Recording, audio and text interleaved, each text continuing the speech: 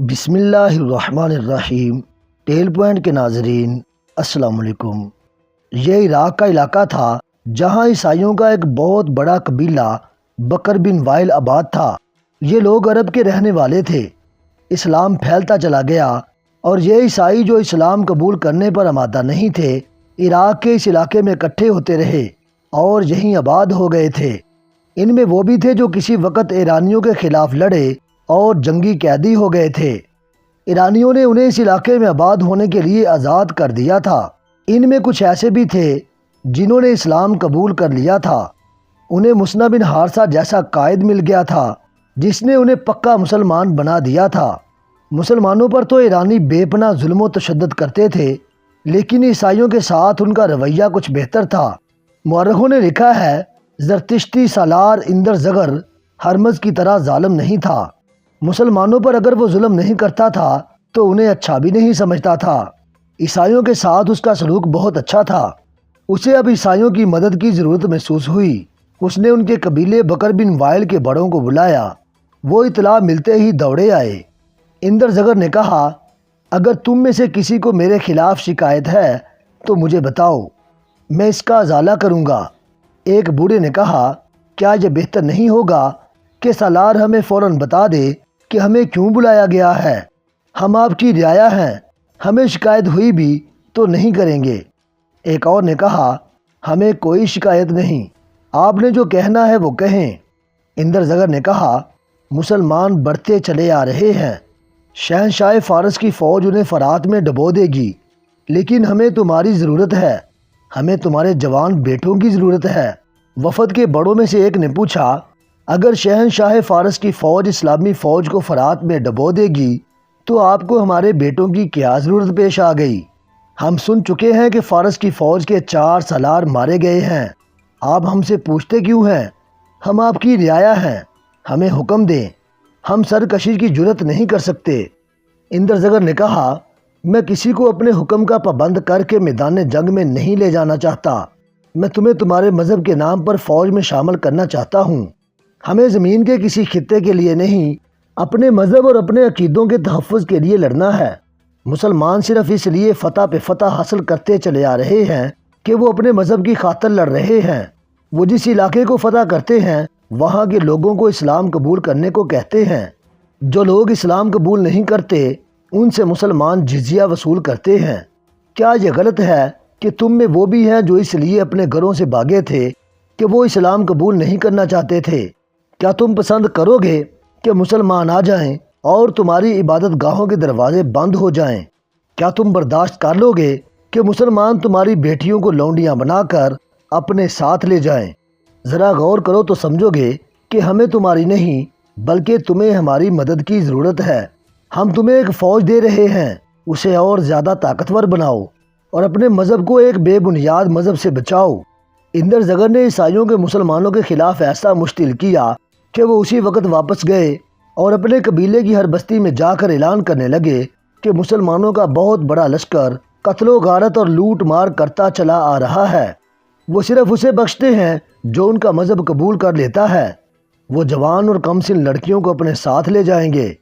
اپنی لڑکیوں کو چھپا لو، مال و دولت زمین میں دبا دو، عورتیں بچوں کو لے کر جنگلوں میں چلی جائیں، جوان آدمی ہتھیار گھوڑے اور اونٹ لے کر ہمارے ساتھ آ جائیں۔ شہنشاہ فارس کی فوج ہمارے ساتھ ہے، یسوع مسیح کی قسم ہم اپنی عزت پر کٹ مریں گے، اپنا مذہب نہیں چھوڑیں گے۔ ایک شور تھا، للکار تھی جو آندھی کی طرح دشت و جبل کو جن و انس کو لپیٹ میں لیتی آ رہی تھی۔ کوئی بھی کسی سے نہیں پوچھتا تھا کہ یہ سب کیا ہے، کس نے بتایا ہے کہ مسلمانوں کا لشکر آ رہا ہے، کدھر سے آ رہا ہے۔ جوش و خروش تھا۔ عیسائی مائیں اپنے جوان بیٹوں کو رخصت کر رہی تھیں، بیویاں خامدوں کو، بہنیں بھائیوں کو الوداع کہہ رہی تھیں۔ ایک فوج تیار ہوتی جا رہی تھی جس کی نفری تیزی سے بڑھتی جا رہی تھی۔ کسریٰ کی فوج کے کماندار وغیرہ آ گئے تھے۔ وہ ان لوگوں کو ایک جگہ اکٹھا کرتے جا رہے تھے جو کسریٰ کی فوج میں شامل ہو کر مسلمانوں کے خلاف لڑنے کے لیے آ رہے تھے۔ ایک بستی میں لڑنے والے عیسائی جمع ہو رہے تھے۔ سورج کبھی کا غروب ہو چکا تھا۔ بستی میں مشعلیں گھوم پھر رہی تھیں اور شور تھا۔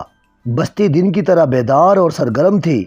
2 آدمی جو اس بستی والوں کے لیے اجنبی تھے بستی میں داخل ہوئے اور لوگوں میں شامل ہو گئے۔ ان میں سے ایک نے کہا، ہم ایک للکار سن کر آئے ہیں، ہم روزگار کی تلاش میں بڑی دور سے آئے ہیں اور شاید مدائن تک چلے جائیں، یہ کیا ہو رہا ہے؟ کسی نے ان سے پوچھا، تم ہو کون؟ مذہب کیا ہے تمہارا؟ دونوں نے اپنی اپنی شہادت کی انگلیاں باری باری اپنے دونوں کندھوں سے لگائیں، پھر اپنے اپنے سینے پر انگلیاں اوپر نیچے کر کے صلیب کا نشان بنایا، اور دونوں نے بیک زبان ہو کر کہا، وہ عیسائی ہیں۔ انہیں ایک بوڑھے نے کہا، پھر تم مدائن جا کر کیا کرو گے؟ تم تنومند ہو، تمہارے جسموں میں طاقت ہے، کیا تم اپنے آپ کو کنواری مریم کی آبرو پر قربان ہونے کے قابل نہیں سمجھتے؟ کیا تمہارے لیے تمہارا پیٹ مقدس ہے؟ ان میں سے ایک نے کہا، نہیں، ہمیں کچھ بتاؤ، اور تم میں جو سب سے زیادہ سیانہ ہے ہمیں اسے ملاؤ، ہم کچھ بتانا چاہتے ہیں۔ وہاں فارس کی فوج کا ایک پرانا کماندار موجود تھا، ان دونوں کو اس کے پاس لے گئے۔ کماندار نے کہا، سنا ہے تم کچھ بتانا چاہتے ہو؟ ایک نے کہا، ہاں، ہم اپنا راستہ چھوڑ کر ادھر آئے ہیں، سنا تھا کہ مسلمانوں کے خلاف ایک فوج تیار ہو رہی ہے۔ کماندار نے کہا، ہاں ہو رہی ہے، کیا تم اس فوج میں شامل ہونے آئے ہو؟ ان میں سے ایک نے کہا، عیسائی ہو کر ہم کیسے کہہ سکتے ہیں کہ ہم اس فوج میں شامل نہیں ہوں گے؟ ہم کاظمہ سے تھوڑی دور کی ایک بستی کے رہنے والے عرب ہیں، ہم مسلمانوں کے ڈر سے بھاگ کر ادھر آئے ہیں، اب آگے نہیں جائیں گے، تمہارے ساتھ رہیں گے۔ ہم بتانا یہ چاہتے ہیں کہ مسلمانوں کی تعداد بہت زیادہ ہے، لیکن سامنے وہ بہت تھوڑی تعداد کو لاتے ہیں، یہی وجہ ہے کہ تمہاری فوج ان سے شکست کھا جاتی ہے۔ اس کے دوسرے ساتھی نے اسے کہا، پھر ایرانی کماندار سے کہا، ہمیں معمولی دماغ کے آدمی نہ سمجھنا، ہم تمہیں اچھی طرح سمجھا دیں گے کہ مسلمانوں کے لڑنے کا طریقہ کیا ہے اور وہ اس وقت کہاں ہیں، اور تم لوگ انہیں کہاں لا کر لڑاؤ تو انہیں شکست دے سکتے ہو۔ ہم جو کچھ بتائیں یہ اپنے سالار کو بتا دینا۔ ایک مشل لا کر اس کا ڈنڈا زمین میں گاڑ دیا گیا۔ یہ دونوں آدمی زمین پر بیٹھ کر انگلیوں سے لکیریں ڈالنے لگے۔ انہوں نے جنگی اصطلاحوں میں ایسا نقشہ پیش کیا کہ کماندار بہت متاثر ہوا۔ ان میں سے ایک نے کہا، اگر ہمیں پتہ چل جائے کہ مدائن کی فوج کس طرف سے آ رہی ہے تو ہم تمہیں بہتر مشورہ دے سکتے ہیں اور کچھ خطروں سے بھی خبردار کر سکتے ہیں۔ کماندار نے کہا، دو فوجیں مسلمانوں کو کچلنے کے لیے آ رہی ہیں، مسلمان ان کے آگے نہیں ٹھہر سکیں گے۔ ایک اجنبی عیسائی نے کہا، بشرطے کہ دونوں فوجیں مختلف سمتوں سے آئیں۔ کماندار نے کہا، وہ مختلف سمتوں سے آ رہی ہیں، ایک فوج مدائن سے ہمارے بڑے ہی دلیر اور کابر سالار اندر زغر کی زیر کمان آ رہی ہے، اور دوسری فوج ایسے ہی ایک اور نامور سالار بہمن جازویہ لا رہا ہے، دونوں ولجا کے مقام پر اکٹھی ہوں گی۔ اس کے ساتھ بکر بن وائل کا پورا قبیلہ ہوگا، چند چھوٹے چھوٹے قبیلوں نے بھی اپنے آدمی دیے ہیں۔ دوسرے نے کہا، تو پھر تمہارے سالاروں کو جنگی چالیں چلنے کی ضرورت نہیں، تمہاری فوج تو سیلاب کی مانند ہے، مسلمان تنکوں کی طرح بہہ جائیں گے، کیا تم ہم دونوں کو اپنے ساتھ رکھ سکتے ہو؟ کماندار نے کہا، ہم نے تم میں خاص قسم کی ذہانت دیکھی ہے، تم سالار نہیں تو نائب سالاری کے عہدے کے قابل ضرور ہو، تم میرے ساتھ رہ سکتے ہو۔ دونوں میں سے ایک نے کہا، ہم اپنے گھوڑے لے آئیں، ہم تمہیں صبح یہیں ملیں گے۔ کماندار نے کہا، صبح کوچ ہو رہا ہے، ان تمام لوگوں کو جو لڑنے کے لیے جا رہے ہیں ایک جگہ جمع کیا جا رہا ہے، تم ان کے ساتھ آ جانا، میں تمہیں مل جاؤں گا۔ دونوں بستی سے نکل گئے۔ انہوں نے اپنے گھوڑے بستی سے کچھ دور ایک درخت کے ساتھ باندھ دیے اور بستی میں پیدل گئے تھے۔ بستی سے نکلتے ہی وہ دوڑ پڑے اور اپنے گھوڑوں پر جا سوار ہوئے۔ ایک نے دوسرے سے پوچھا، کیا ہم صبح تک پہنچ سکیں گے بن آصف؟ بن آصف نے کہا، خدا کی قسم ہمیں پہنچنا پڑے گا، خواہ اڑ کر پہنچے۔ یہ خبر ابن ولید تک بروقت نہ پہنچی تو ہماری شکست لازمی ہے۔ گھوڑے تھکے ہوئے نہیں، اللہ کا نام لو اور ایڑ لگاؤ۔ دونوں نے ایڑ لگائی اور گھوڑے دوڑ پڑے۔ بن آصف نے بلند آواز سے اپنے ساتھی سے کہا، اشر، یہ تو طوفان ہے، اب آتش پرستوں کو شکست دینا آسان نہیں ہوگا، صرف بکر بن وائل کی تعداد دیکھ لو، کئی ہزار ہوگی۔ اشر نے کہا، میں نے اپنے سالار ابن ولید کو پریشانی کی حالت میں دیکھا تھا۔ بن آصف نے کہا، کیا تم اس کی پریشانی کو نہیں سمجھے اشر؟ ہم اتنے طاقتور دشمن کے پیٹ میں آ گئے ہیں۔ اشر نے کہا، اللہ ہمارے ساتھ ہے، آتش پرست اس زمین کے لیے لڑ رہے ہیں جو وہ سمجھتے ہیں کہ ان کی ہے، اور ہم اللہ کی راہ میں لڑ رہے ہیں جس کی یہ زمین ہے۔ یہ دونوں گھڑ سوار خالد کے اس جاسوسی نظام کے بڑے ذہین آدمی تھے جو خالد نے فارس کی سرحد کے اندر آ کر قائم کیا تھا۔ انہیں احساس تھا کہ وہ مدینہ سے بہت دور اجنبی زمین پر آ گئے ہیں جہاں اللہ کے سوا ان کی مدد کرنے والا کوئی نہیں۔ خالد نے دشمن کی نقل و حرکت پر نظر رکھنے کے لیے ہر طرف اپنے جاسوس بھیج دیے تھے۔ خالد فجر کی نماز سے فارغ ہوئے ہی تھے کہ ان کے خیمے کے قریب دو گھوڑے آ رکے۔ سوار کود کر اترے۔ خالد نماز با جماعت پڑھ کر آ رہے تھے۔ ان سواروں کو دیکھ کر ان کے قریب جا رکے۔ گھوڑوں کا پسینہ اس طرح پھوٹ رہا تھا جیسے دریا میں سے گزر کر آئے ہوں۔ ان کی سانسیں دھونکنے کی طرح چل رہی تھیں۔ سواروں کی حالت گھوڑوں سے بھی بری تھی۔ خالد نے کہا، اشر بن آصف، کیا خبر لائے ہو؟ اندر چلو، ذرا دم لے لو۔ بن آصف نے خالد کے پیچھے ان کے خیمے میں داخل ہوتے ہوئے کہا، دم لینے کا وقت نہیں سالار، آتش پرستوں کا سیلاب آ رہا ہے۔ ہم نے یہ خبر عیسائیوں کی ایک بستی سے لی ہے۔ بکر بن وائل کی الگ فوج تیار ہو گئی ہے۔ یہ مدائن کی فوج کے ساتھ اندر زغر نام کے ایک سالار کی زیر کمان آ رہی ہے۔ دوسری فوج بہمن جازیہ کی زیر کمان دوسری طرف سے آ رہی ہے۔ خالد نے پوچھا، کیا یہ فوجیں ہم پر مختلف سمتوں سے حملہ کریں گی؟ اشر نے جواب دیا، نہیں، دونوں فوجیں ولجا میں اکٹھی ہوں گی۔ خالد نے کہا، اور تم کہتے ہو کہ سیلاب کی طرح آگے بڑھیں گے؟ بن آصف بولا، کماندار نے یہی بتایا ہے۔ ان دونوں کی رپورٹ ابھی مکمل ہوئی ہی تھی کہ ایک شتر سوار خیمے کے باہر آ رکا اور اونٹ سے اتر کر بغیر اطلاع خیمے میں آ گیا۔ اس نے خالد کو بتایا کہ فلاں سمت سے ایرانیوں کی ایک فوج بہمن جازیہ کی قیادت میں آ رہی ہے۔ یہ بھی ایک جاسوس تھا جو کسی بیس میں اس طرف نکل گیا تھا جدھر سے بہمن کی فوج آ رہی تھی۔ تاریخ بتاتی ہے کہ اندر زغر اور بہمن جازیہ کو اس طرح کوچ کرنا تھا کہ دونوں کی فوجیں بیک وقت یا تھوڑے سے وقفے سے ولجا پہنچتی، مگر ہوا یوں کہ اندر زغر پہلے روانہ ہو گیا۔ اس کی وجہ شاید یہ تھی کہ وہ کسریٰ اردشیر کے قریب تھا، اس لیے اردشیر اس کے سر پر سوار تھا۔ بہمن دور تھا، اسے کوچ کا حکم قاصد کی زبانی پہنچا تھا۔ وہ 2 دن بعد روانہ ہوا۔ کسی بھی مورخ نے اس فوج کی تعداد نہیں لکھی جو اندر زغر کے ساتھ تھی۔ بہمن کی فوج کی تعداد بھی تاریخ میں نہیں ملتی۔ صرف یہ ایک بڑا واضح اشارہ ملتا ہے کہ آتش پرستوں کی فوج جو مسلمانوں کے خلاف آ رہی تھی وہ واقعی سیلاب کی مانند تھی۔ اردشیر نے کہا تھا کہ وہ ایک اور شکست کا خطرہ مول نہیں لے گا، چنانچہ اس نے اتنی زیادہ فوج بھیجی تھی جتنی اکٹھی ہو سکتی تھی۔ اندر زغر کی فوج کا تو شمار ہو بھی نہیں سکتا تھا۔ اپنی باقاعدہ فوج کے علاوہ اس نے بکر بن وائل کے معلوم نہیں کتنے ہزار عیسائی اپنی فوج میں شامل کر لیے تھے۔ ان میں پیادہ تھے اور سوار بھی۔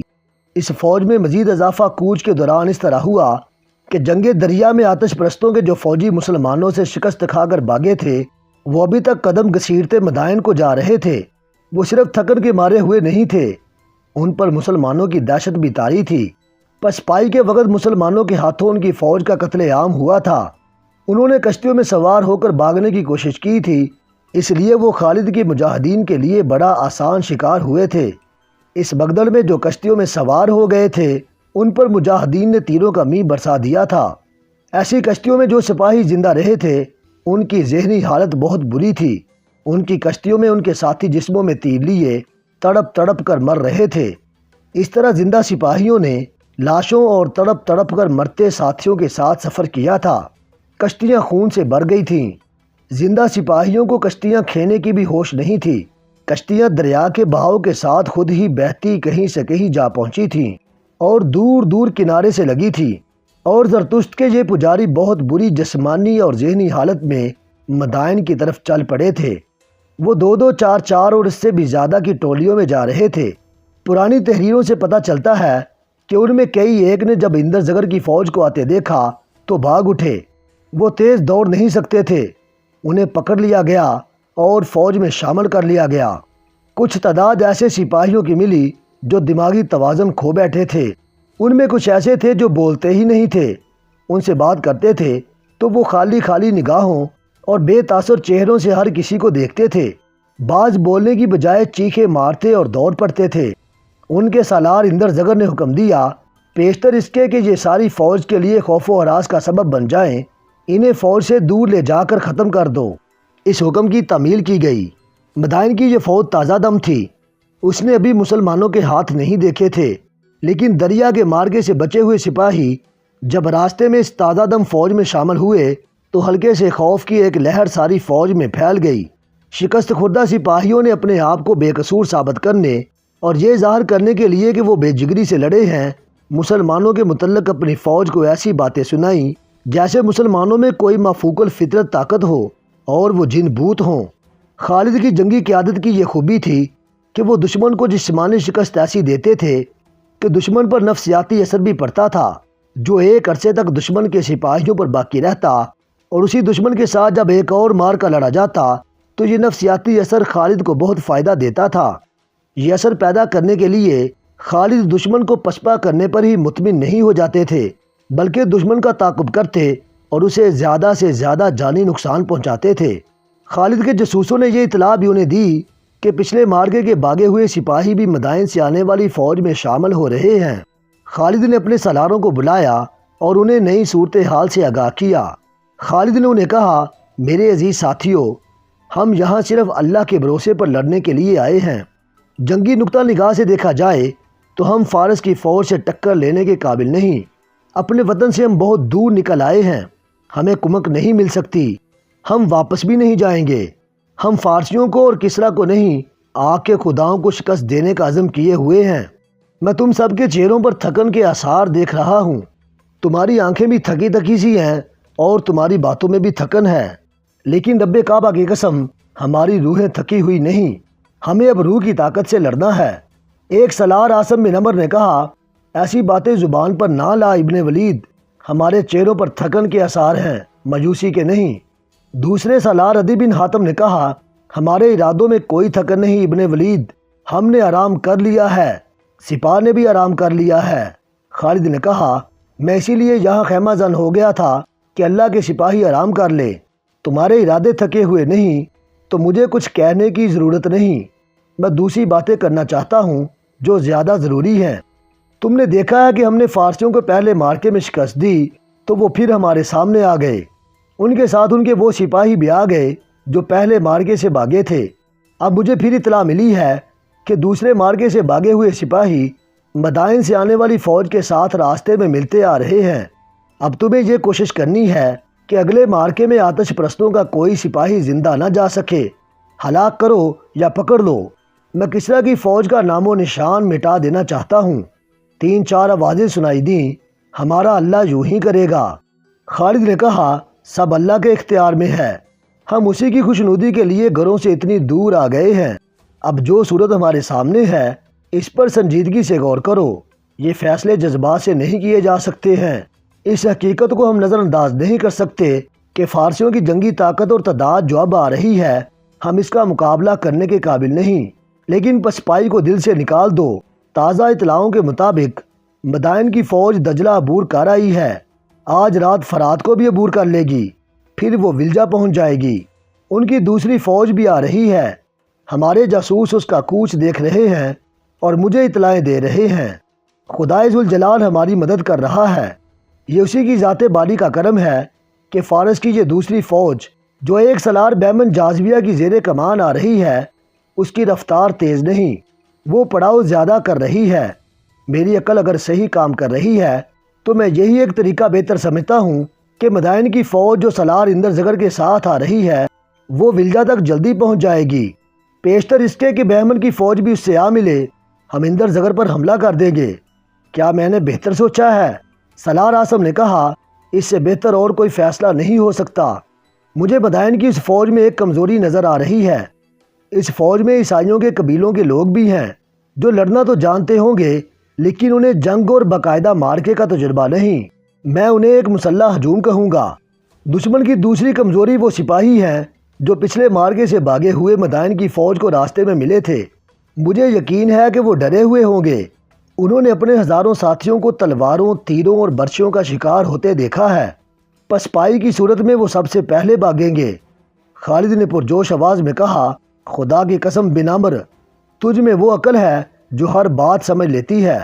خالد نے ان سب پر نگاہ دوڑائی جو وہاں موجود تھے، انہوں نے کہا، کیا تم میں کوئی ایک بھی ایسا نہیں جو اس بات کو نہ سمجھ سکا ہو، لیکن دشمن کے اس پہلو کو نہ بھولنا کہ اس کے پاس ساز و سامان، رسد اور کمک کی کمی نہیں، صرف اندر زغر کی فوج ہماری تعداد سے 6 گنا زیادہ ہے۔ میں نے جو طریقہ سوچا ہے یہ موزوں اور مؤثر ضرور ہوگا، لیکن آسان نہیں۔ لڑنا سپاہ نے ہے۔ وہ سمجھتے ہیں کہ ہم یہاں کیوں آئے ہیں۔ پھر بھی انہیں اچھی طرح سمجھا دو کہ ہم واپس جانے کے لیے نہیں آئے، اور ہم مدائن میں ہوں گے یا خدائے بزرگ و برتر کے حضور پہنچ جائیں گے۔ 2 مورخوں طبری اور یاقوت نے لکھا ہے کہ یہ فہم و فراست کی جنگ تھی۔ اگر تعداد اور ساز و سامان اور دیگر جنگی حوال و قوائف کو دیکھا جاتا تو آتش پرستوں اور مسلمانوں کا کوئی مقابلہ ہی نہ تھا۔ خالد کا چہرہ اترا ہوا تھا۔ ان کی راتیں گہری سوچ میں گزر رہی تھی۔ خیمہ گاہ میں وہ چلتے چلتے رک جاتے اور گہری سوچ میں کھو جاتے۔ انہیں زمین پر بیٹھ کر انگلی سے مٹی پر لکیریں ڈالتے ہوئے بھی دیکھا گیا۔ خالد کے سامنے سب سے بڑا مسئلہ یہ تھا کہ وہ آتش پرستوں سے فیصلہ کن مار کا لڑے بغیر واپس نہ آنے کا عہد کر چکے تھے۔ انہوں نے اپنی فوج کو حسب معمول 3 حصوں میں تقسیم کیا۔ پہلے کی طرح دائیں اور بائیں پہلوؤں پر سالار آصف بن عمرو اور سالار عدی بن حاتم کو رکھا۔ اپنے ساتھ انہوں نے صرف 1500 نفری رکھی، جن میں پیادے تھے اور گھڑ سوار بھی۔ اس تقسیم کے بعد انہوں نے کوچ کا حکم دیا۔ یہ حکم انہوں نے جاسوسوں کی اس اطلاع کے مطابق دیا کہ اندر زغر کی فوج دریائے فرات عبور کر رہی ہے۔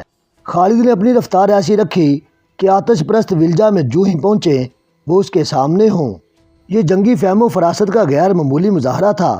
ایسے ہی ہوا جیسے انہوں نے سوچا تھا۔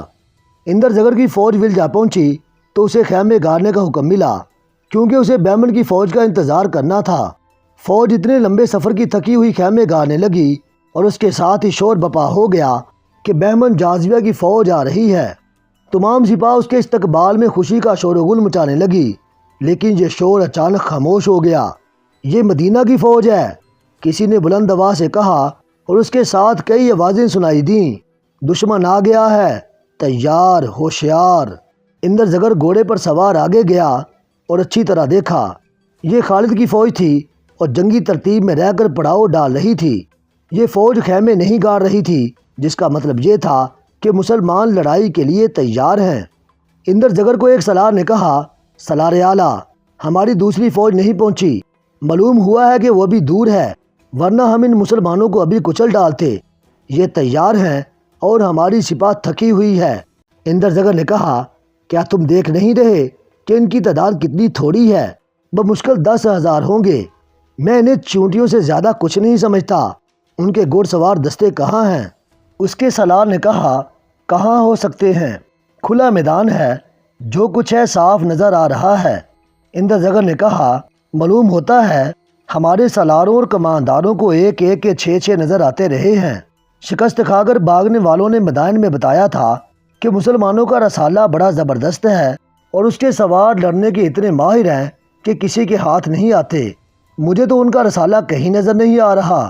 سالار نے کہا، ہمیں جھوٹی اطلاعیں دی گئی ہیں۔ ہم بہمن کا انتظار نہیں کریں گے، اس کے آنے تک ہم ان مسلمانوں کو ختم کر چکے ہوں گے۔ مورخوں نے لکھا ہے کہ مسلمانوں کے گھڑ سوار وہاں نہیں تھے۔ وہی تھوڑے سے سوار تھے جو پیادوں کے ساتھ تھے، یا خالد کے ساتھ کچھ گھڑ سوار محافظ تھے۔ آتش پرستوں کے حوصلے بڑھ گئے۔ اندر زغر کے لیے یہ فتح بڑی آسان تھی۔ خالد نے اتنی تھوڑی نفری کے ساتھ اتنے بڑے لشکر کے سامنے آ کر غلطی کی تھی۔ جس میدان میں دونوں فوجیں آمنے سامنے کھڑی تھیں وہ ہموار میدان تھا۔ اس کے دائیں اور بائیں 2 بلند ٹیکریاں تھیں۔ ایک ٹیکری آگے جا کر مڑ گئی تھی، اس کے پیچھے ایک اور ٹیکری تھی۔ خالد نے اپنی فوج کو جنگی ترتیب میں کر رکھا تھا۔ ادھر آتش پرست بھی جنگی ترتیب میں ہو گئے اور دونوں فوجوں کے سالار ایک دوسرے کا جائزہ لینے لگے۔ خالد نے دیکھا کہ آتش پرستوں کے پیچھے دریا تھا، لیکن اندر زغر نے اپنی فوج کو دریا سے تقریباً 1 میل دور رکھا تھا۔ آتش پرستوں کے پہلے سالاروں نے اپنا عقد دریا کے بہت قریب رکھا تھا تاکہ عقب محفوظ رہے، لیکن اندر زغر نے اپنے عقب کی اتنی احتیاط نہ کی۔ اسے یقین تھا کہ یہ مٹھی بھر مسلمان اس کے عقب میں جانے کی کوشش نہیں کریں گے۔ اندر زغر نے اپنی سپاہ سے خطاب کیا، زرتشت کے پجاریوں، یہ ہیں وہ مسلمان جن سے ہمارے ساتھیوں نے شکست کھائی ہے۔ انہیں اپنی آنکھوں دیکھ لو۔ کیا ان سے شکست کھا کر تم ڈوب نہیں مرو گے؟ کیا تم انہیں فوج کہو گے؟ یہ ڈاکوؤں اور لٹیروں کا گروہ ہے، ان میں سے کوئی ایک بھی زندہ نہ جائے۔ وہ دن یوں ہی گزر گیا۔ سالار ایک دوسرے کی فوج کو دیکھتے اور اپنی اپنی فوج کی ترتیب سیدھی کرتے رہے۔ اگلے روز خالد نے اپنی فوج کو حملے کا حکم دے دیا۔ فارس کی فوج طے در طے کھڑی تھی۔ مسلمانوں کا حملہ تیز اور شدید تھا، لیکن دشمن کی تعداد اتنی زیادہ تھی کہ مسلمانوں کو پیچھے ہٹانا پڑا۔ دشمن نے اپنی اگلی صف کو پیچھے کر کے تازہ دم سپاہیوں کو آگے کر دیا۔ خالد نے ایک اور حملے کے لیے اپنے چند ایک دستوں کو آگے بھیجا۔ گمسان کا مارکا ہوا، لیکن مسلمانوں کو پیچھے ہٹنا پڑا۔ آتش پرستوں کی تعداد بھی زیادہ تھی اور وہ نیم ضلع پوش بھی تھے۔ مسلمانوں کو یوں محسوس ہوا جیسے وہ ایک دیوار سے ٹکرا کر واپس آ گئے ہوں۔ خالد نے کچھ دیر اور حملے جاری رکھے، مگر مجاہدین تھکن محسوس کرنے لگے۔ متعدد مجاہدین زخمی ہو کر بیکار ہو گئے۔ خالد نے اس خیال سے کہ ان کی فوج حوصلہ نہ ہار بیٹھے، خود حملے کے لیے سپاہیوں کے ساتھ جانے لگے۔ اس سے مسلمانوں کا جذبہ تو قائم رہا، لیکن ان کے جسم شل ہو گئے۔ آتش پرست ان پر کہکے لگا رہے تھے۔ اس وقت تک مسلمانوں نے خالد کی زیر کمان جتنی لڑائیاں لڑی تھیں، ان میں یہ پہلی لڑائی تھی جس میں مسلمانوں نے اپنے سالار کے خلاف احتجاج کیا۔ احتجاج دبا دبا سا تھا، لیکن فوج میں بے اطمینانی سی صاف نظر آنے لگی۔ خالد جیسے عظیم سالار کے خلاف سپاہیوں کی بے اطمینانی عجیب سی بات تھی۔ وہ پوچھتے تھے کہ اپنا سوار دستہ کہاں ہے۔ وہ محسوس کر رہے تھے کہ خالد اپنے مخصوص انداز سے نہیں لڑ رہے۔ خالد سپاہیوں کی طرح ہر حملے میں آگے جاتے تھے، پھر بھی ان کے سپاہیوں کو کسی کمی کا احساس ہو رہا تھا۔ دشمن کی اتنی زیادہ نفری دیکھ کر بھی مسلمانوں کے حوصلے ٹوٹتے جا رہے تھے۔ انہیں شکست نظر آنے لگی تھی۔ آتش پرستوں نے ابھی ایک بھی ہلہ نہیں بولا تھا۔ اندر زگر مسلمانوں کو تھکا کر حملہ کرنا چاہتا تھا۔ مسلمان تھک چکے تھے۔ خالد اپنی فوج کی یہ کیفیت دیکھ رہے تھے، اس لیے انہوں نے حملے روک دیے تھے۔ وہ سوچ ہی رہے تھے کہ اب کیا چال چلے کہ آتش پرستوں کی طرف سے ایک دیو ہیکل آدمی آگے آیا اور اس نے مسلمانوں کو للکار کر کہا، جس میں میرے مقابلے کی ہمت ہے آگے آ جائے۔ یہ 1000 مرد پہلوان اور تیغ زن تھا۔ فارس میں 1000 مرد کا لقب اس جنگجو پہلوان کو دیا جاتا تھا جسے کوئی شکست نہیں دے سکتا تھا۔ 1000 مرد کا مطلب تھا کہ یہ ایک آدمی 1000 آدمیوں کے برابر ہے۔ اندر زگر اس دیو کو آگے کر کے مسلمانوں کا تماشا دیکھنا چاہتا تھا۔ مسلمانوں میں اس کے مقابلے پر اترنے والا کوئی نہ تھا۔ خالد گھوڑے سے کود کر اترے، تلوار نکال لی اور 1000 مرد کے سامنے جا پہنچے۔ کچھ دیر دونوں کی تلواریں ٹکراتی رہیں اور دونوں پینترے بدلتے رہے۔ آتش پرست پہلوان مست بینسا لگتا تھا۔ اس میں اتنی طاقت تھی کہ اس کا ایک وار انسان کو 2 حصوں میں کاٹ دیتا۔ خالد نے یہ طریقہ اختیار کیا کہ وار کم کر دیے اور اسے وار کرنے کا موقع دیتے رہے تاکہ وہ تھک جائے۔ اس پر انہوں نے یہ ظاہر کیا جیسے وہ خود تھک کر چور ہو گئے ہوں۔ ایرانی پہلوان خالد کو کمزور اور تھکا ہوا آدمی سمجھ کر ان کے ساتھ کھیلنے لگا۔ کبھی تلوار گھما کر، کبھی اوپر سے نیچے کو وار کرتا اور کبھی وار کرتا اور ہاتھ روک لیتا۔ وہ طنزیہ کلامی بھی کر رہا تھا۔ وہ اپنی طاقت کے گھمنڈ میں لاپرواہ سا ہو گیا۔ ایک بار اس نے تلوار گھمائی جیسے خالد کی گردن کاٹ دے گا۔ خالد یہ وار اپنی تلوار پر روکنے کی بجائے تیزی سے پیچھے ہٹ گئے۔ پہلوان کا وار خالی گیا تو وہ گھوم گیا۔ اس کا پہلو خالد کے آگے ہو گیا۔ خالد اسی کے انتظار میں تھے۔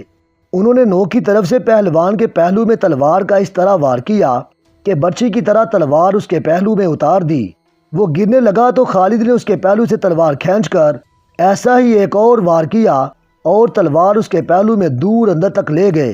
طبری اور ابو یوسف نے لکھا ہے کہ پہلوان گرا اور مر گیا۔ خالد اس کے سینے پر بیٹھ گئے اور حکم دیا کہ انہیں کھانا دیا جائے۔ انہیں کھانا دیا گیا جو انہوں نے 1000 مرد کی لاش پر بیٹھ کر کھایا۔ اس انفرادی مارکے نے مسلمانوں کے حوصلے میں جان ڈال دی۔ بقیہ حصہ انشاءاللہ ہم اگلی اقساط میں بیان کریں گے۔